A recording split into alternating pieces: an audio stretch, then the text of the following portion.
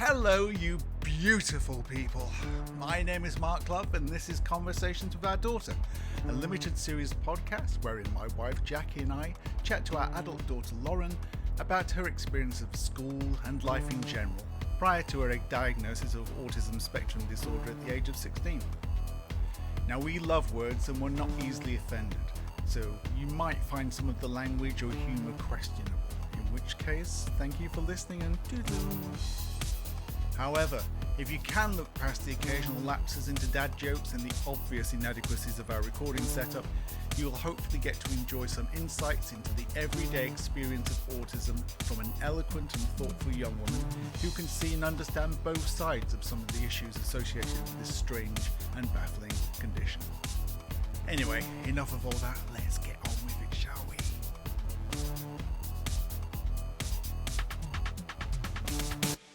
Right, so this is kind of effectively the second episode, and we're going to talk about the next stage of your educational experience. Now, as specified in the previous one, Bedford had its own twisted and demented way of educating kids back in the day, and they used to call it the middle school system. Now, thankfully gone. But at the time that Lauren was at school, they had the middle school system. And now she's going to middle school, and she would be 9 when she went there. And she would be 11 when she then moved on. Prematurely. Probably about 12 or 13. Yeah. So it's a weird thing for me. Like I said, it takes me, I can't quite get my head around it. So I base all school experiences on my school experiences, and this is not my school experience. But I'm remembering I didn't do all of the years. I only did 2 years. I know you did. Yeah, you just remembered. This is it. Yeah, you didn't. You got curtailed. But we'll come to that. Spoiler alert. So I'd say by this stage you were doing kind of a lot of the normal things. You were trying to become a little bit more independent. Sometimes not in a great way. And you're growing. You were showing signs of being interested in things, but not necessarily things that were being taught at school. I don't remember your first day at this. I'm going to call this, school doesn't exist anymore, does it? I think they've closed it down. I think they closed it, Yeah. It was called Beecham, and even the name pissed me off right from the word go. We've always had a policy of sending our kids to the local school wherever possible, because that's what we feel you should do to honour your environment and to also make a fair system. And also, I don't think it actually makes any difference if you send a not terribly academically bright kid to the best school in the world. It just doesn't. This one pissed me off right from the beginning because it was called Beecham. When you look at the spelling of the name, and it's Beauchamp. It was French. Yeah. So I looked at the translation of this last night. It's beautiful field. So they went from beautiful field to Beecham. I mean, beautiful field really wouldn't have been an accurate description. Not of the school. Funny enough, though, when you do think of the playing fields and that view, probably was quite lovely back in the day, like in the Norman times. Yeah. Before all the sadly disappointing 1970s architecture. But it would have been quite good. So that always annoyed me. I would have, call it Beecham. It's not an offence to be French, Right away it was different. All of the kind of like the maternal loveliness of the teaching staff at your previous school had just gone. I think it's fair to say this was a school that was in trouble before you even got there. It was in special measures. Yeah. Probably the entirety of the time I was there. Yeah, it should be. We got to stress this. We are a teaching family. Our main breadwinner is a very successful teacher. We are pro-teacher. We are positive towards teachers. But we've also seen a school when it really doesn't work anymore, and I think that was the case with this one. Now, we didn't know this at the time, and we would never probably have sent you. We sent you with hope in our hearts and all those kind of positive things. But how was the difference for you? I think Beecham was a lot less nice an environment. I think the teachers in lower school, for the most part, were quite kind and nice. I'd say in middle school there was a really horrible attitude a lot of the teachers had. Some of the teachers were really, really nice, but most of them weren't. And they had a very kind of odd way of viewing things. So if they were teaching a class and somebody didn't understand the work or what they've been told to do, to them it was never the fact that maybe they didn't explain well enough for that student to understand. It was always you couldn't have been listening, or you weren't paying attention, otherwise you would understand the work. So I think quite quickly they sort of instilled fear in a way that there was never really any fear in the lower school. No, I remember you coming home. I mean, a lot of this stuff you didn't tell us until after you left. The biggest thing I remember about Beecham is that, you know, we used to enjoy the walk over there, and the walk back is about a 20-minute walk. But you were almost in complete denial all the way then. It was actually getting a little bit worrying because all kids don't want to talk about school when they've left school, but you were almost pathological about it.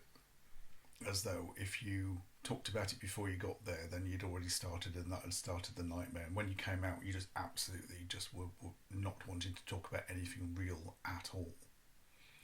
We talked, I think, previously about you going into these massive, just almost off-the-cuff stories about your monkeys and the life, to the point where I was thinking you must have been just working on this all day rather than doing any work, because it's so rich and full and dripping in detail. So, you know, I kind of like, hackles were slightly raised. We were kind of wondering what was going on. You still weren't showing any massive interest in the subjects that were being provided. There are a couple of teachers I remember you really warmed to. The one I really remember you didn't warm to, we've now subsequently heard from people who'd gone to the school previously, was the French teacher. Now, kind of describe your experiences in that classroom. Well, I think I remember my first lesson with her. She was not a friendly woman at all. You know, a little bit strange when you work with kids, but who were quite young still. She told us to write our names on the front of our books, you know, all the different lines you get on an exercise book, what she wanted you to write on each one. Did that. Obviously, I've got a slightly longer name, 2 surnames. Saunders Love, quite a long name to fit on one line. Couldn't fit it on. The second surname went off the line a bit. She was furious that it went off the line. Like, she was not happy. And she, for whatever reason, didn't seem to understand that that was also my name. So I think she thought I was graffitiing my book or just being messy. So she Tipp-Ex'd it out and threw it at me. So she reduced you to Lauren Saunders? Yeah. Okay. Which is not your name? No.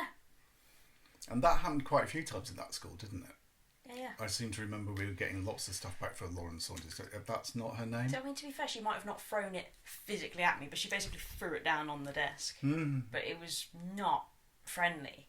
Very much kind of like, almost an attitude of, this is my first lesson with you, and already you've disappointed me. You've done something wrong. Was very much her attitude. She didn't necessarily say that. She was quite shouty. I don't really remember precisely what she said. Just hostile noises coming out of her mouth. Yeah. That's a great start, isn't it?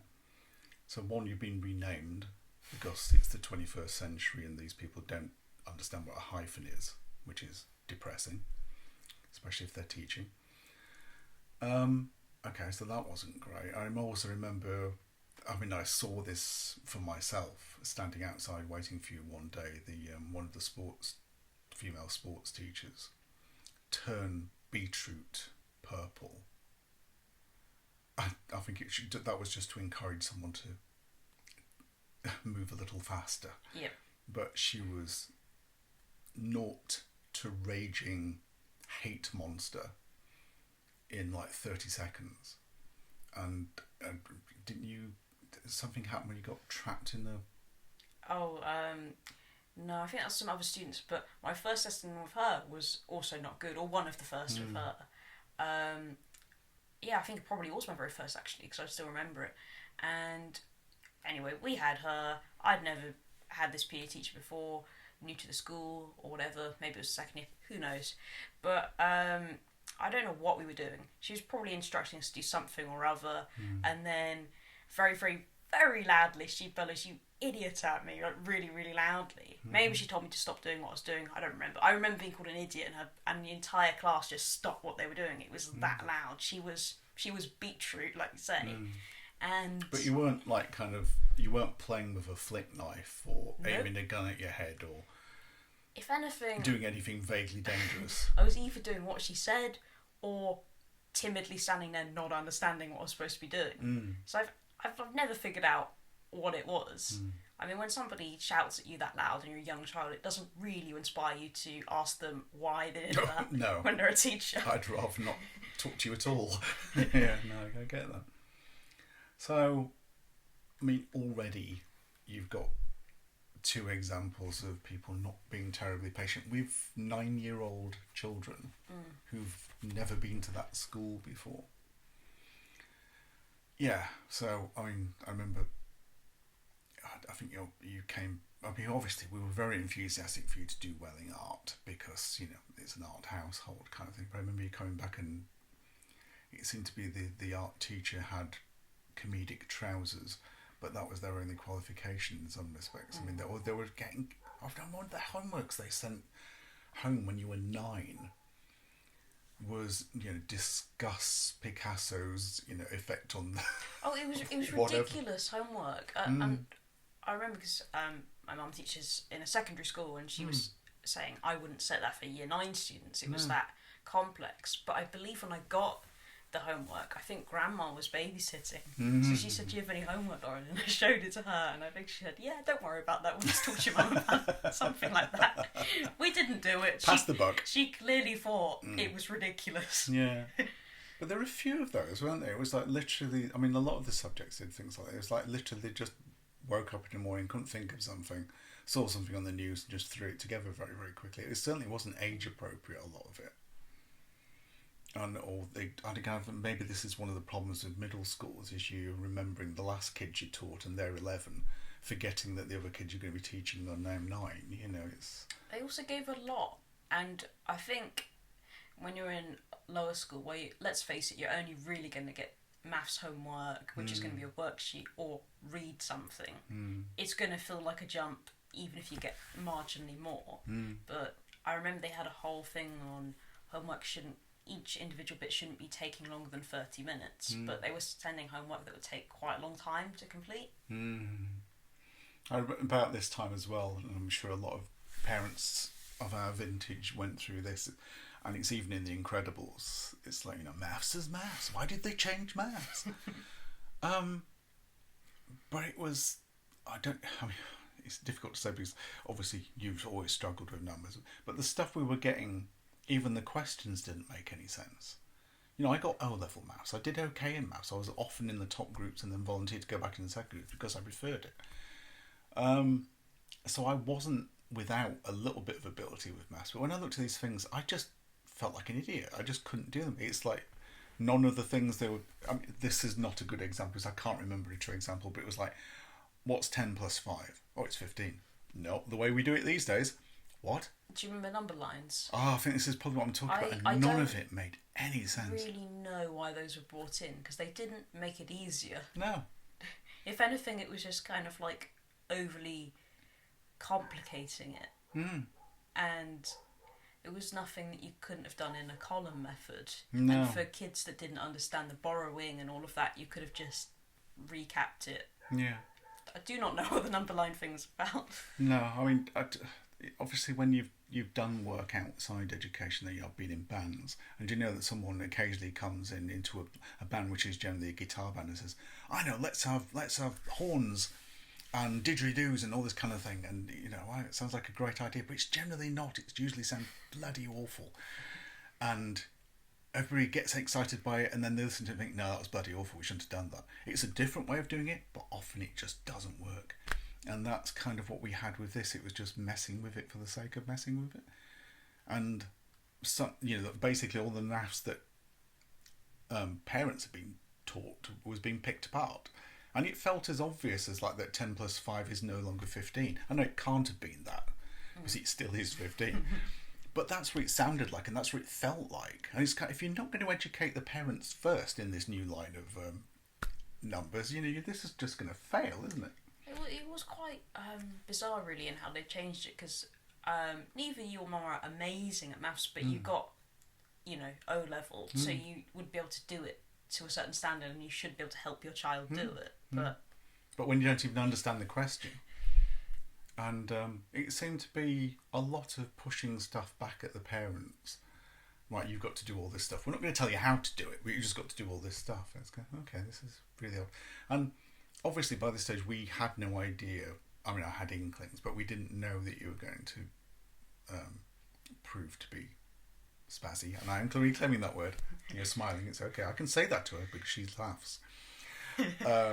So we didn't know just how difficult you were finding it. I mean, difficult, obviously, but all kids will find something difficult at some stage, but you were finding it maddeningly difficult. And because you were then getting upset, it was making it difficult for us. We were still trying to push you to do it because it's good to push through things that are difficult. But the more and more and more we started to kind of like get a sense of what the school was like. And again, we're having to deduce whether you're just being difficult, whether there is a problem, or whether the school is just manned by idiots. But when I remember when I at Burke, I couldn't tell the time, and I don't think I could tell the time at all during middle school, my time there. No. I think I probably only really learned by secondary school. It was quite late. Now, this is not something that we've neglected. We had been kind of like pushing, but it just seemed to be every time we taught you something like that, and it seemed to be that you'd got it, the next day you'd forgotten it again. And that was really odd. And, you know, we're in our little, you know, coven, so it's got to talk about Lauren. It's got to talk about what the fuck is happening with Lauren? You know, to be kind of... Everything else seems fine, but what's going on here? There's just something... You give her something slips out of her head. It like literally... Right, this is a jam tart. Oh, I remember jam tart. What's this? I don't know. It's a jam tart. It's the same thing you had yesterday. Is it? Oh, never met it before. Yes, you have. I gave it to you yesterday. And it became very odd. And, you know, I started picking up on the fact that now, a little bit like other family members, if you're interested in something, you retain everything about it. And if you're not interested or you don't have a use for it, it's like it's greased. It just slips out of your head quickly. And it's very, very difficult to get it to adhere to the inside of your brain. This is, I mean, you were changing lots of other ways. This is where you're starting to get a bit defiant as well and trying to assert yourself. My favourite of these, and it wasn't a favourite at the time because it's bloody awful. We'd had like a period of about 3 weeks where you'd just been an absolute dick about absolutely everything. I mean, there's so many examples that I just can't bring them because it was so... No, I'm going to be a dick about that. Yeah, sky, I'm going to be a dick about that. Water, no, I'm going to be a dick about that. We couldn't win. And it was like, oh, this is probably proto-teenager thing. And then you came into the room one day yelling about something or other, and you were cross, and we were kind of cross with you. And you got a head on one side at a weird angle. And I'm like looking at it going, what the fuck are you standing like that for? I remember you basically just said, this is the way I'm choosing to stand nowadays. All angry and upset. And then we realised that you couldn't actually move your neck. Your neck was frozen in place. Something that weirdly has happened to your brother a couple of years later. And it just seems to be that your neck got stuck, but you would not admit it. You were just standing your ground, glaringly angry at us, telling us that you were standing like this because that's what you were doing from now on, as though it was a fashion statement. This is how the young people are standing these days, Dad. And then, of course, that suddenly terrified us because one of the symptoms of, and I can't remember what it is now, but... it's meningitis. Yes, meningitis is that kind of freezing thing. And we were like scanning you for any kind of rash or anything like this. You didn't have any of that, but it was still worrying because it just come out of absolutely nowhere. So then we had to try and get you down to A&E, and they kind of said, oh, she's just cricked it and stopped, but we are going to keep you in overnight. But honestly, it was just... You were so fighty. You would just absolutely take on everything and over complete crap as well, you know. I could say the sea is blue and you go, no it isn't, no. Oh good God. I was quite thinking, God, if this is pre-teenage, what's teenage going to be? I think you just had teenage a lot earlier than most, and I think it probably was a little bit of acting out about your experiences at Beecham which were not comfortable. I mean, you did have a couple of people who you got on with there. It was a few, yeah. Yeah. and the dogs have started going. Thank you, dogs. You're always really, really helpful. We love dogs. I do like dogs. I just prefer cats because they don't do that. But, you know, like I said, what we had noticed was the whole monkey stuff, rather than, as we thought it would do, becoming less important to you because you were getting older, actually becoming massively more important to you and getting more and more complicated in the stories you were telling. But, I mean, were you using it as a kind of a soothing blanket thing? I don't think consciously I was doing that, but probably more of something that I wasn't really aware of that was happening. Mm-hmm. Did you feel like everybody else, or did you feel different? No, I felt different from everybody else. Mm-hmm.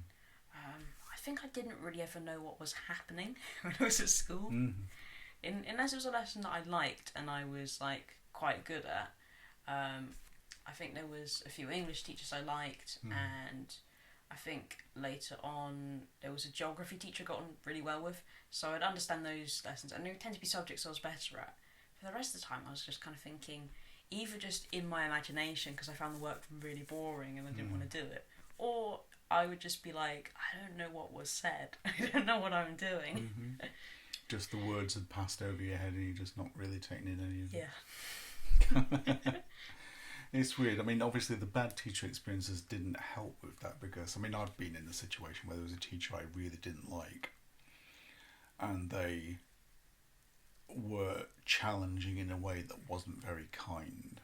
And this is someone who was in an A group and a top group, but for some reason they just wanted to make you small and belittle you kind of thing. So I to be honest, I never recovered from the first time that guy made me stand up and try and make me work through a maths problem in front of much more able kids.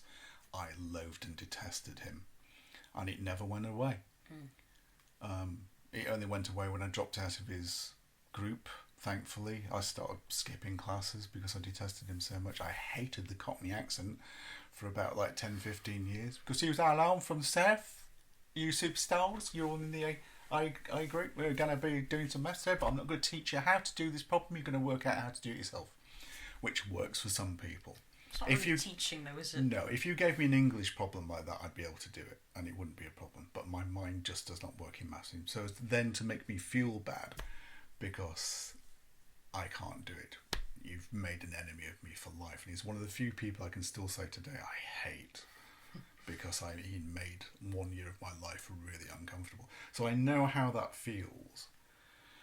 But you started to really notice the difference between expectations on you and expectations on Zach by this stage. Zach being your younger brother by 2 years and being intellectual disability and autism. He wasn't getting any homework, was he? Well, his homework some of the time was make this puzzle or do this sign language, and he was so lazy he didn't do that. No, true. So it did kind of feel like, okay, you haven't got a bad deal in terms of the occasional bit of homework you do get, whereas I'm getting quite a lot. And I'm like actually being like, I think with the homework thing, when I was in lower school, because they only really gave you, like I said, for reading and for maths, you didn't mind as much. Maybe you didn't like doing the maths worksheet, but it wasn't going to take that long, and they didn't give you loads. Whereas when I was in middle school, I was kind of like, I'm there from like, I don't know, 8:30, 9 until 3:30. Why are you expecting me to do more work while I'm at home? I've been at school. No. I go to school, all weekdays. I get that. The trouble is, I mean, with your brother, he's quite wily, isn't he? I mean, and they made the terrible, terrible mistake of the first sign language thing they taught him was please. And when you think about it, you can use please for absolutely everything, can't you? Yes. Do you want more? Please. Do you want this to stop? Please. Do you want one of these? Please. Do you need to go to the toilet? Please. Do you don't want to go to the toilet? Please. It was just such an idiot thing to do with hindsight, wasn't it? And they kept saying, well, if you basically give him one crisp at a time from a packet, oh, yeah, and he would have destroyed the house. I don't think that would work for a regular child. No, it wasn't, idiot, wasn't it? I mean, so the only two signs he has to this day are please and more. I mean, which is personality down to the ground. Probably the worst ones. Yeah. Like, yes and no would have been a lot more helpful. Yeah, toilet would have been a lot more useful at one stage, you know. But sometimes, like, does your head hurt? Do you not Yeah. feel well? Yeah. Well, yes or no would have been Yeah. quite good then. Whereas me trying to say, does your head hurt? Please. Is it your belly? Please. Is it your leg? Please. Is your arm? Please. Oh, really, really unhelpful and not well thought out.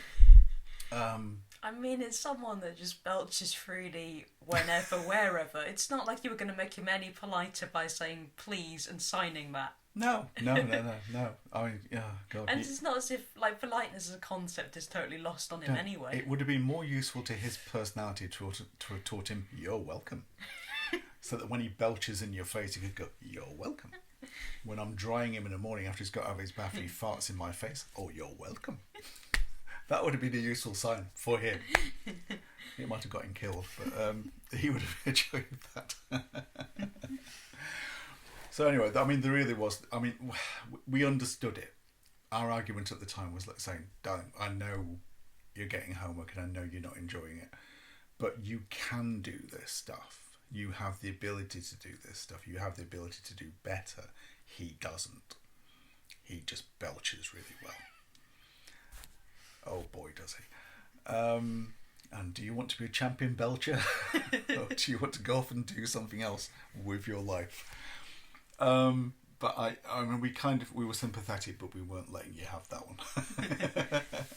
Not that sympathetic. I think when you were a kid, though, you don't necessarily view it from that perspective. You don't think long term. You just think in the short term, he's getting a good deal. He's doing nothing.